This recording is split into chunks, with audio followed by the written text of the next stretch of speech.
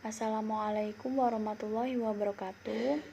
Perkenalkan, nama saya Intan Risma Asifa, kelas H HTN semester 4. Di sini saya ingin memenuhi tugas mata kuliah Filsafat Hukum Islam. Substansi hukum Islam. Makna hakikat sesuatu menurut filsafat. Definisi hakikat atau esensi adalah pernyataan hakikat sesuatu, yaitu suatu pengertian yang abstrak. Hanya mengandung unsur-unsur pokok yang diperlukan untuk memahami suatu golongan tertentu dan untuk membedakan dari golongan-golongan lain. Sehingga sifat-sifat golongan tersebut tidak termasuk dalam hakikat sesuatu itu. Definisi itu tersusun dari jenis yang terdekat, genus, dan perbedaan spesifik. Genus artinya setiap pengertian yang menyatakan hanya sebagian dari hakikat sesuatu. Artinya, pengertian tersebut belum menyatakan hakikat sesuatu itu seutuh-utuhnya. Sedangkan perbedaan spesifik ialah setiap pengertian yang membedakan golongan dari genusnya. Misalnya, berakat budi, membedakan manusia dari hewan. Pengertian filsafat hukum Islam. Filsafat hukum Islam terbagi dari 3 kata, yaitu filsafat, hukum, dan Islam. Filsafat sendiri artinya hukum adalah pengetahuan tentang pemikiran mendalam, sistematis, logis, dan radikal tentang berbagai aturan yang berlaku dalam kehidupan masyarakat.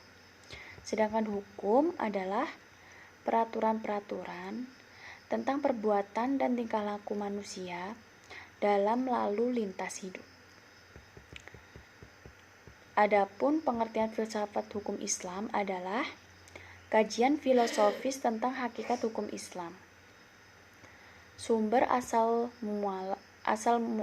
mula hukum Islam dan prinsip penetapannya serta manfaat hukum Islam bagi kehidupan masyarakat yang melaksanakannya.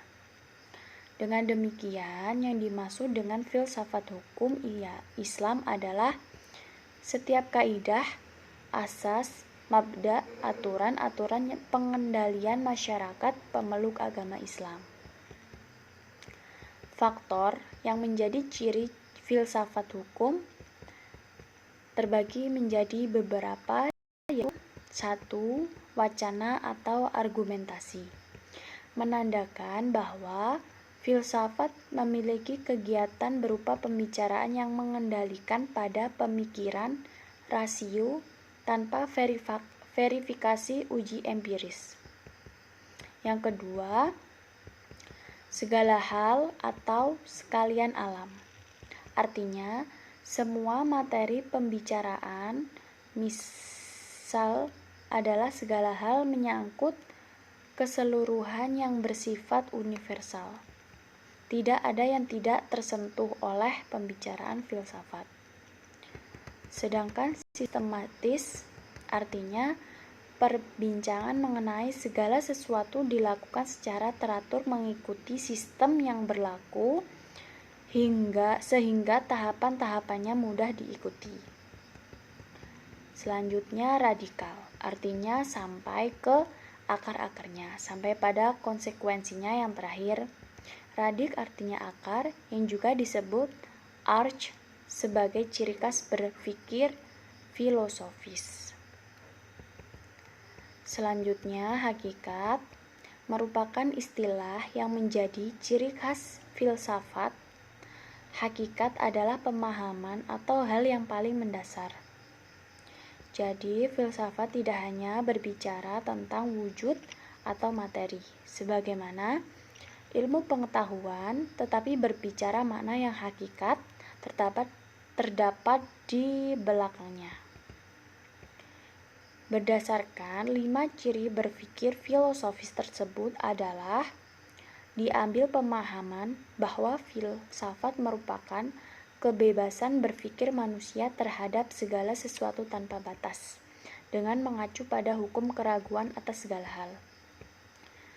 Segala hal yang dipikirkan oleh filsuf, yaitu ada beberapa hal. 1. Berhubungan dengan sesuatu yang bersifat metafisik yang tidak dapat dilihat. 2. Berhubungan dengan alam semesta yang fisikal dan terbentuk oleh hukum perubahan. Yang ketiga, segala sesuatu yang rasional dan irasional. Yang keempat, semua yang bersifat natural dan subnatural. Yang kelima, berhubungan dengan akal, rasa, pikiran, intuisi, dan persepsi. 6.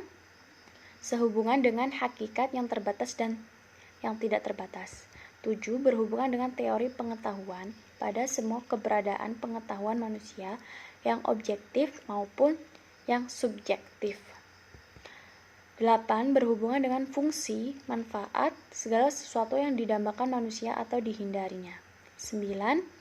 Berhubungan dengan kebenaran spekulatif yang bersifat rasional tanpa sehingga berlaku pemahaman dialektis terhadap berbagai penemuan hasil pemikiran manusia. Tesis yang menghasilkan antitesis dan terciptanya sintesis. Sekian dari saya. Apabila ada kesalahan, saya meminta maaf. Saya akhiri. Wassalamualaikum warahmatullahi wabarakatuh.